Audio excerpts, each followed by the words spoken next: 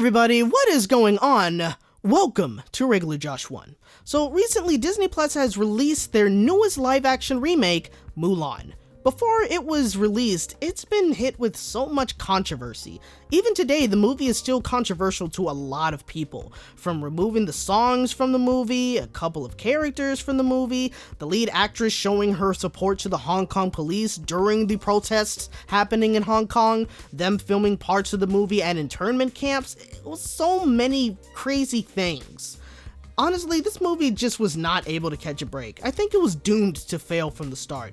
Oh yeah, also Disney charging you about $30 plus the $7 a month subscription to view this movie. I mean, I get it, okay? I totally get it. They gotta make their $200 million back from making this movie. In fact, honestly, let's go ahead and see how much they managed to make back from the... You know that they wished that they were able to delay this movie until theaters were able to open, because this is gonna take a while for them to be able to recoup that money. Kinda hurts seeing that the reviews for this movie were definitely not all that great either. Now, I haven't seen this movie, nor do I ever plan to. If you know me, I am not a fan of Disney live-action remakes, and I refuse to give money to any of these movies. Now, you're probably wondering, why am I talking about Mulan if I haven't seen it? Well, hearing from a lot of other reviews and reading them as well, apparently Mulan has done something that a lot of Hollywood movies have been doing recently, especially with their female characters, and to be quite honest with you, it's really been annoying me. Remember how in the 1998 animated version, Mulan was just your average girl? Nothing was really that much special about her at the time, but she was kind of a klutz in some ways. When it came time for war, she decided to take place of her father due to his old age, disguise herself as a man, and go into the army knowing full well that she cannot fight. Even when it came to the training and she was the weakling of, well, the other men that were also weaklings, she never gave up. The other guys saw that she never gave up, and they all grew to become great warriors together, showing that even though she's a woman, she still has the ability to be just as great as the men. In those moments alone, that sends such a great message to young girls, but is also inspiring to anyone. This honestly is why when it comes to Mulan, she is a favorite to a lot of people, including myself. So, how does Disney manage to fuck it up? Well, now Mulan has been born with special chi that only some men tend to have.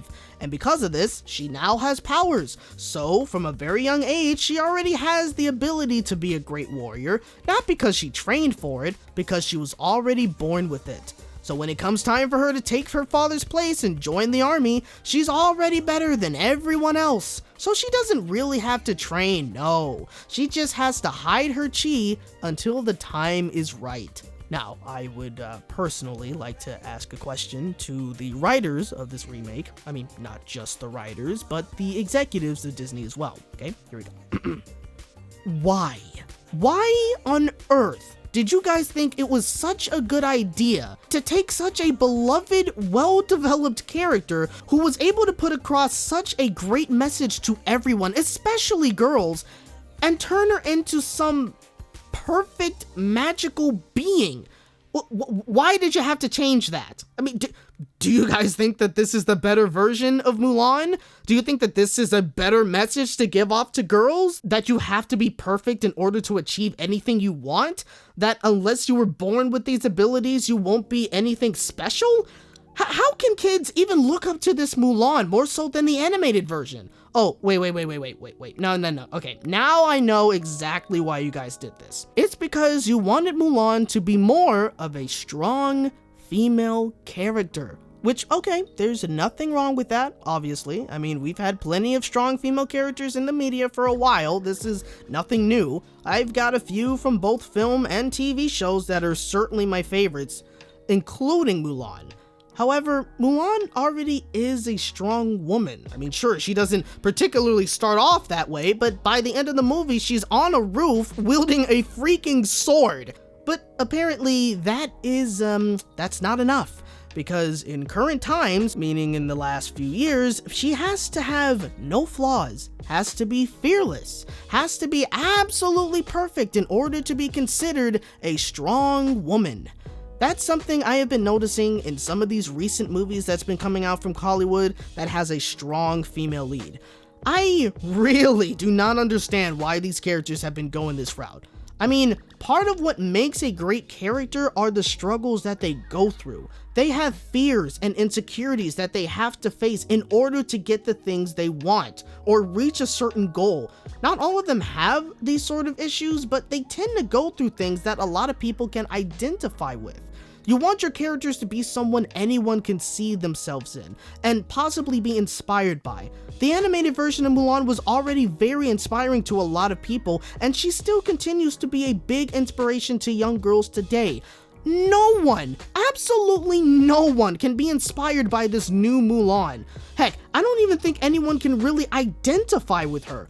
Why? Because no one is born perfect. We all have flaws. We all have fears. We all have insecurities. Every single one of us have things that we go through each day. I think some of us do like seeing some perfect characters because, well, they are perfect and they do kind of reflect sometimes who we wish we could be. Perfect.